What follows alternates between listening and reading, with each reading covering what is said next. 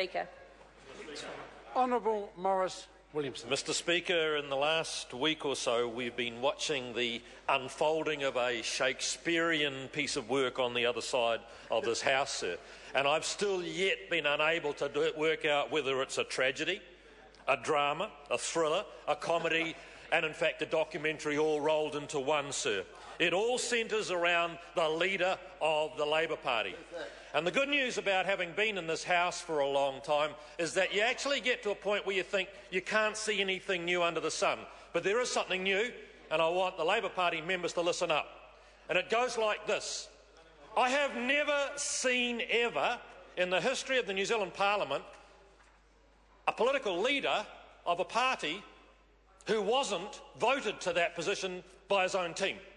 I've never seen that. I've never seen it. And in fact, sir, I do not know any country around the world who has a political leader of their party who didn't enjoy a majority. So, Mr Cunliffe, I suggest to the House, starts from behind the 8 ball. That's what you'd say in the old vernacular. He starts from behind the 8 ball where less than 1/3 of his team actually wanted him to start with. Now, sir, one of the things he could do is win support. He could get out there and have some real big hits. Well, can Labor score some hits? Yes, they can. Shane Jones has shown that. Shane Jones has shown how to have a really big hit. He's done it. Oh, and guess what? He didn't brief his leader on it and didn't discuss it with his leader. Well, that's team playing for you, Mr Jones. That's team playing for you.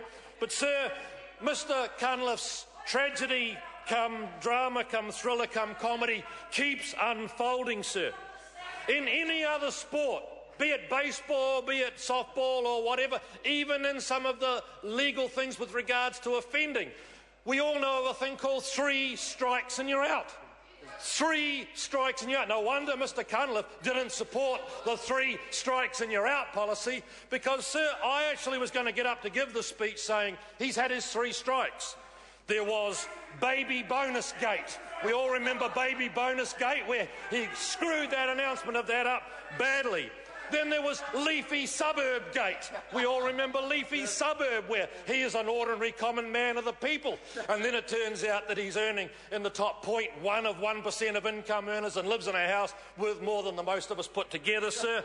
That was fine, but then we got Trustgate. And Trustgate, I thought, was a real clincher. But there's some more. I've only just found, I've had something handed to me today. Poor Claire Curran has been blamed for the leak of the ICT policy yesterday. It was her fault. That's what we were all going to say. Her fault. Poor Claire Curran. But I've just been told that David Cunliffe's Chief Press Secretary, Simon Cunliffe, a relation, I presume, has... No, what's wrong? Oh, did you hear that? Chippy over here says it's a bit low to say he's a relation. Is he that bad now that you don't want to even claim that you're a relative of the guy? How bad is that when you don't want to even say he's a relation of mine? Now that is bad. So, sir, let's go to Trustgate. What was Trustgate about? It was about getting money into the coffers for your leadership challenge and not telling anybody where it came from. Well, we've got some speculation on this side. We think Kim.com. We think there is almost no doubt. Well, we don't know, you see. They go, oh, no. But we don't know. We, sir, do not know where that money came from. It could be Kim.com. It could be Owen Glenn. It could be Owen Glenn. That's a good answer. No. My friend up there's carried away and said it was Putin or something, but that's not. It could be Matt McCartan. Now, there's a really good one because the Unite Union actually got him into power because the caucus didn't want him.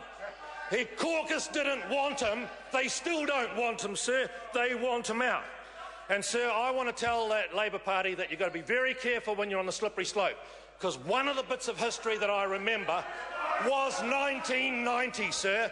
And in 1990, their then leader, their then Prime Minister, Geoffrey Palmer, just wasn't cutting the mustard. And I used to talk to Labor backbenchers and they used to say, geez, I don't know what we're going to do here, I don't know. Well, you know what they did? 6 weeks before the general election, they said, we can't go on with him. And they cut him and they went to Mike Moore And you know what? The old adage of cheer up, things could be worse. Well, they cheered up and sure enough, things got worse. And they went out on a slippery sliding, hiding to nothing, sir. This leader is gone. He's dog tucker. He's had his 3 strikes and he should get out. Honourable David Cunliffe. Mr. Speaker,